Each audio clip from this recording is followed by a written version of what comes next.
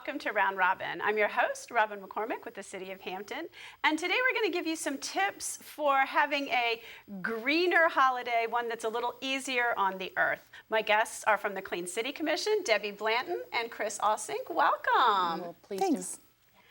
I love this idea, and I think about it myself from time to time, but putting it all together for people in one place, I think this should be fun.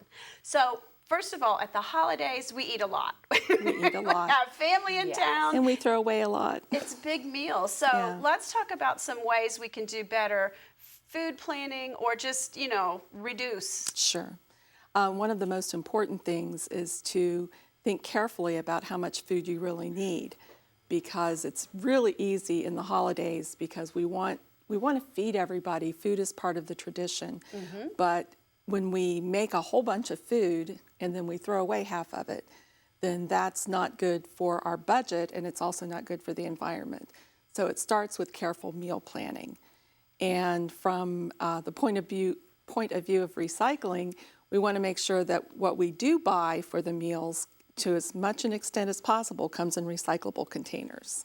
Okay, I got that. And I think the other thing is plan for the leftovers. Like, don't just plan for the big meals, but you don't have to throw it away if you can get it in the freezer, or if you can, have it for lunches or have people over for a leftover sort of meal. Keep the food going. Exactly. And of course, pay proper attention to food safety, but definitely store it properly and immediately after the meal, and then use as much of it as possible. Right, That's we do, important. immediately if it's a big turkey or something like that within a day we've got everything packaged up, and we've got the bones making for broth, and, just to keep all that stuff going. Okay, and fats. You're going to talk a little bit about fats because we all do more high-fat cooking around the holidays, whether it's a ham or a turkey or a beef. There's a lot of stuff going on, a lot of butter. A lot of olive oil. Well, yummy stuff. Good stuff. Yes, fat makes it taste better. Yep. Yeah, it really does. Well, for me, the oil and the grease. We really want to. How many want to save money? That's what I ask. How many want to save money? That's important. We all want to save money. How many love to have a plumber come while you're preparing your holiday dinner? I have had my garbage disposal overflow on the holidays almost every year until I got rid of it. I finally just got rid of it. I'm like, this is not working. Right. And that's a good point, Robin, because actually the garbage disposal does not decompose. It actually just grinds it up and puts it down into our sewer system and our wastewater. And what happens if you put oil and grease and you pour that down, what happens is it looks like this, the pipe. And when you have turkey grease, ham grease, and all that in your pipes, gravy, salad dressing even, it goes and clogs it up, just kind of like cholesterol in the heart. Exactly. That's what it looks like. Yeah, it's kind of but gross. You figure, if butter looks like that at room temperature, the pipes have a lot of cold water in them. They get cold from time to time.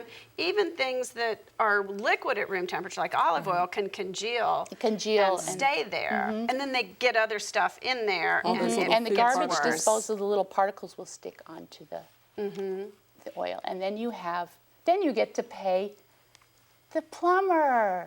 So we don't want to do that.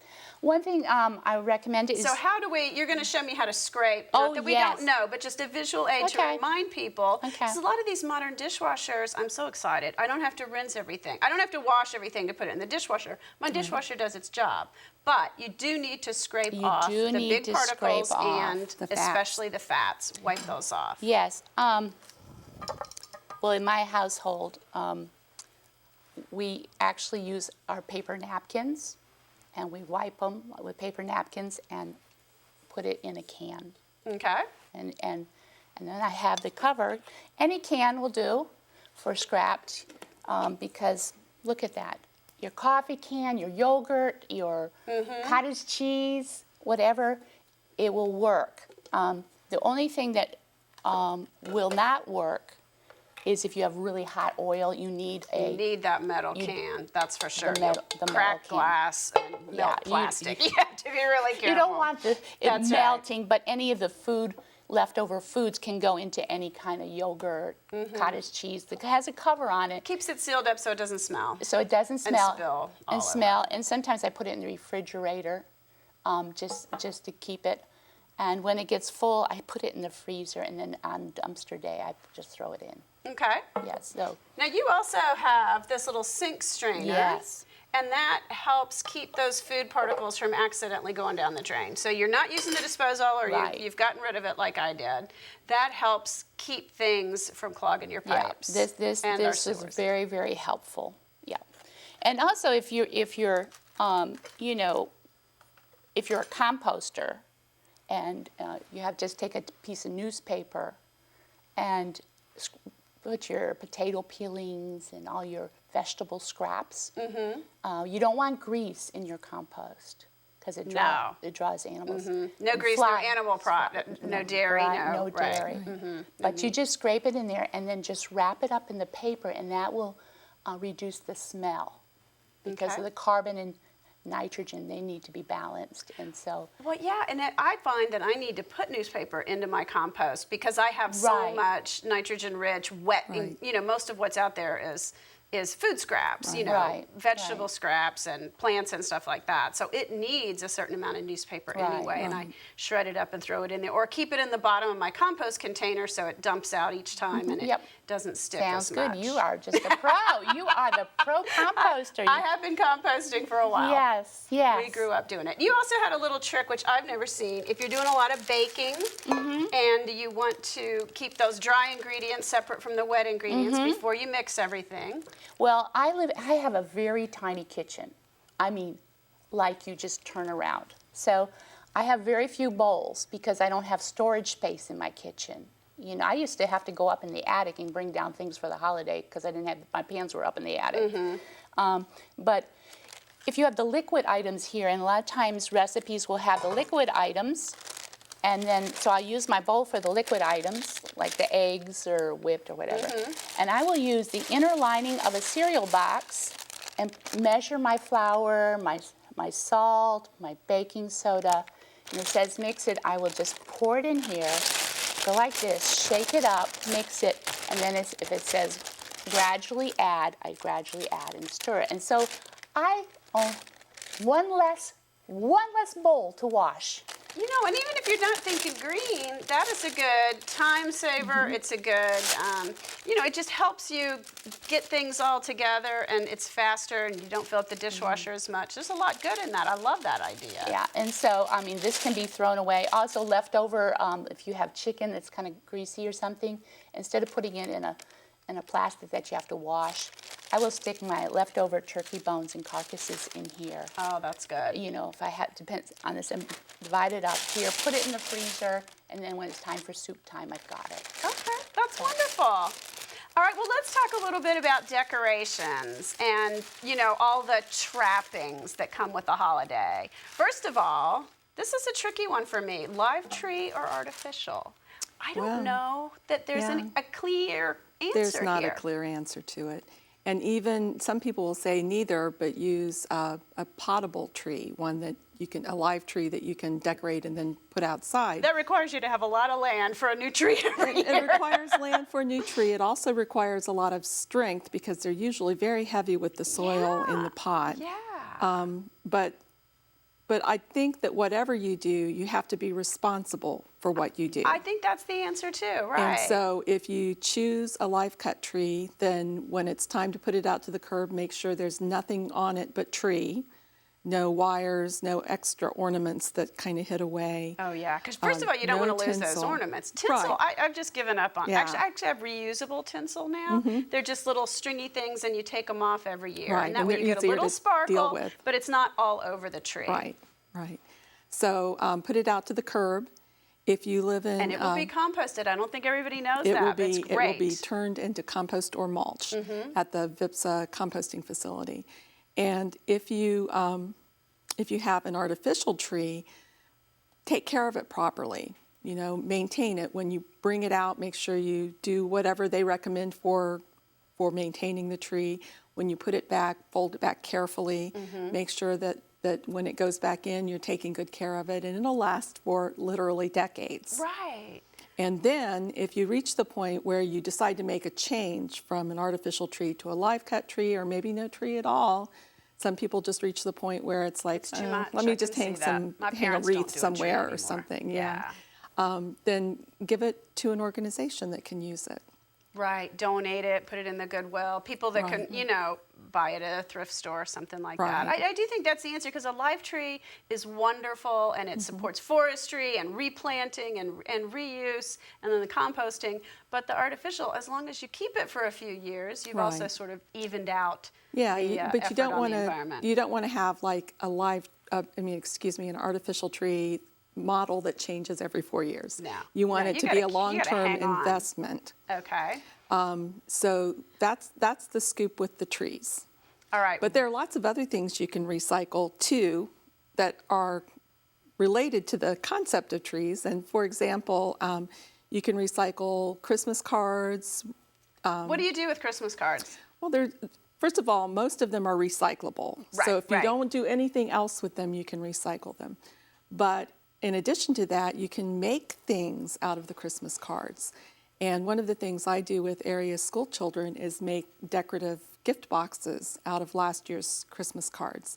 And as a matter of fact, if people want to recycle their Christmas cards by donating them to the Hampton Clean City Commission, we would love to have them. Oh, that's because we go through a great. lot of cards every year with the kids. Okay. But basically, we have a pattern that we'd be glad to provide to anybody, and you turn that card into a little gift box.